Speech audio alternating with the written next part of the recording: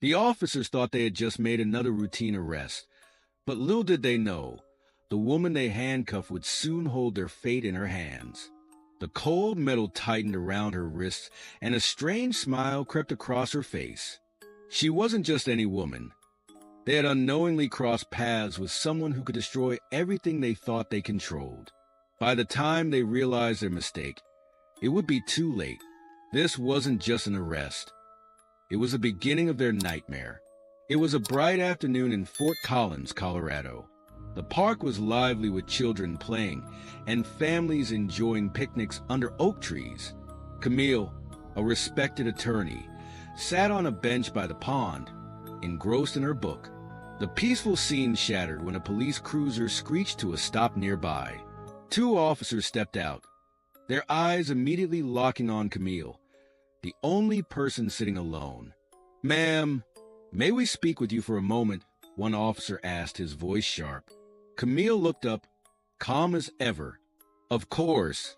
We received a report of suspicious activity." "What are you doing here?" the second officer asked, his tone dismissive. "Suspicious activity?" Camille raised an eyebrow. "I'm just sitting here reading." "Can we see some identification?" the first officer demanded. Camille's pulse quickened, but she remained composed. "What's this about?" she asked. "It's routine," the second officer muttered, though his tone said otherwise. The crowd nearby grew curious, sensing tension. Camille handed over her ID. "Is there a problem?" she asked. "Camille Johnson," the officer read aloud, his tone mocking. "What's your business here, Miss Johnson?" "I live here. I came to relax in the park," she replied, keeping her voice steady. The officer's expression hardened. "We'll see," he muttered, handed her ID back, but they didn't leave. Their questioning continued, growing more personal and probing. "Do you always carry a book like that?" one officer sneered. "Are you alone or waiting for someone?" the other added, his hand resting on his belt. Sensing the growing tension, Camille stood firm. "I'm not answering any more questions unless you tell me what I'm being accused of." The first officer stepped forward. "Don't get smart with us," he snapped.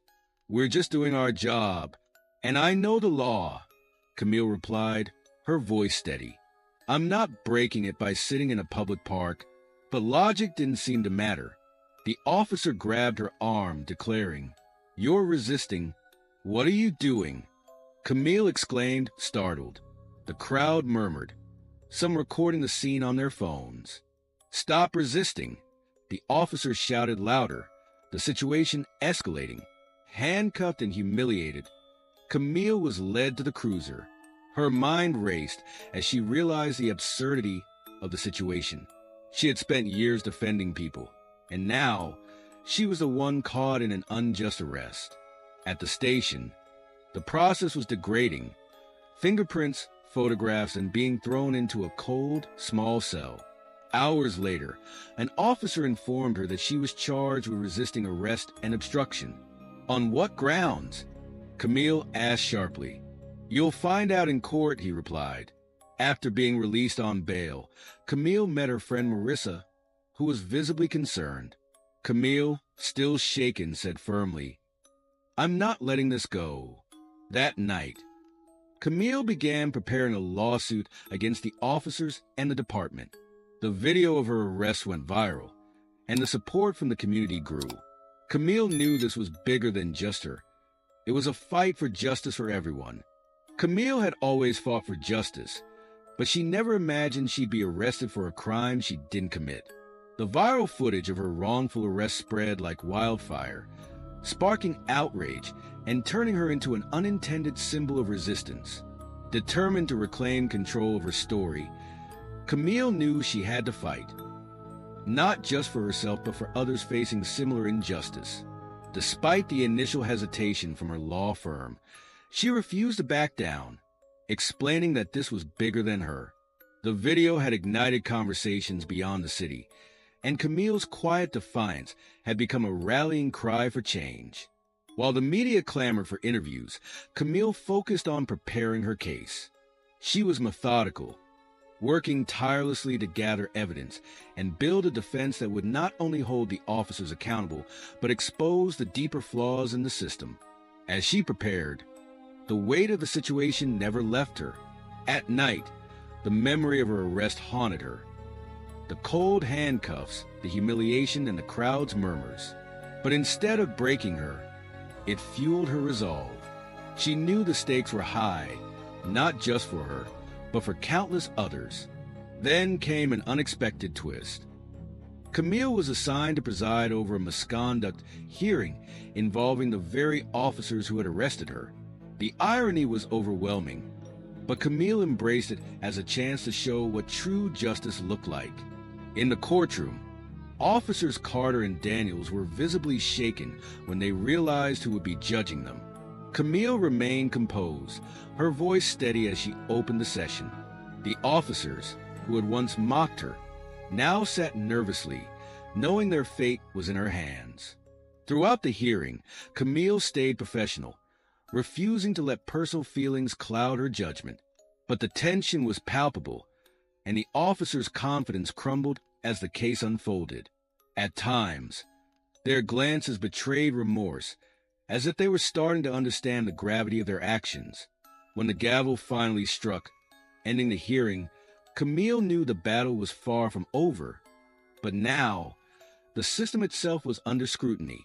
The officers had been stripped of their sense of untouchability, and Camille had proven that justice wasn't just about power. It was about accountability. The courtroom was packed. News of Camille presiding over the misconduct case involving her own arresting officers had spread, drawing a crowd. Some came out of curiosity, others to support her, though they knew she had to remain impartial.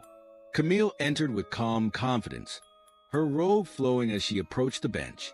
The prosecutor wasted no time, laying out the evidence against the officers, highlighting the excessive force used on Ethan, a young man caught in a routine traffic stop. "Your Honor," the prosecutor said, "this was more than a lapse in judgment. It was an abuse of power. The officers acted without regard for the law they swore to uphold."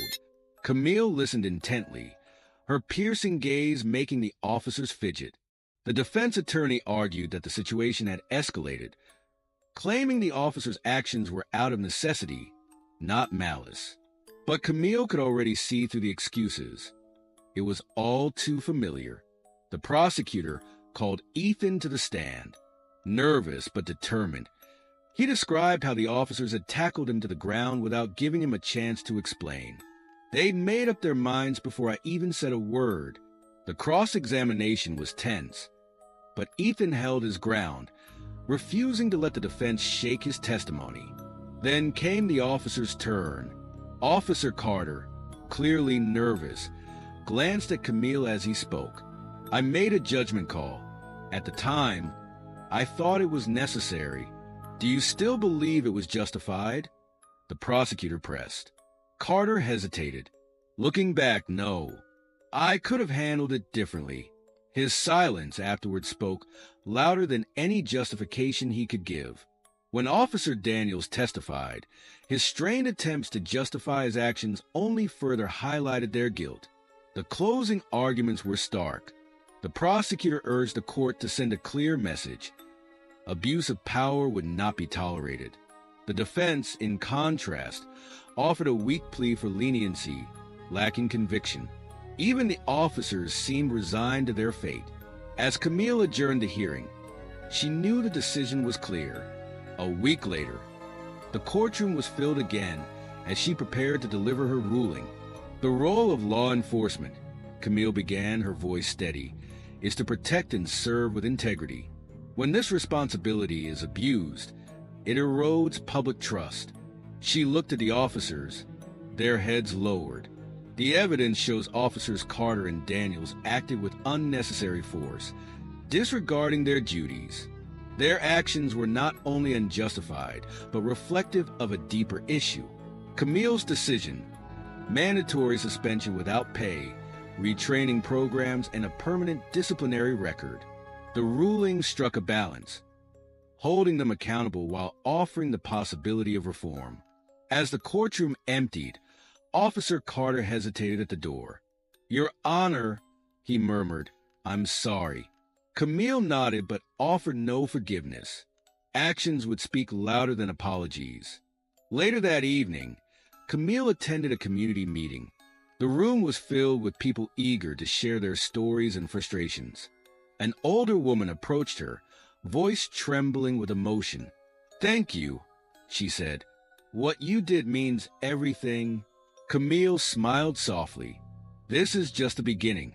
There's still work to be done." In the days that followed, the case sparked real conversations between activists, law enforcement, and community leaders. Camille pushed for reforms, advocating for transparency and accountability. The case had become more than a ruling. It ignited a movement for change. Standing on the courthouse steps one afternoon, watching a group of young activists rallying, Camille felt a sense of hope. Change was slow, but it was happening. If you believe in accountability and change, subscribe to our channel for more stories that inspire action.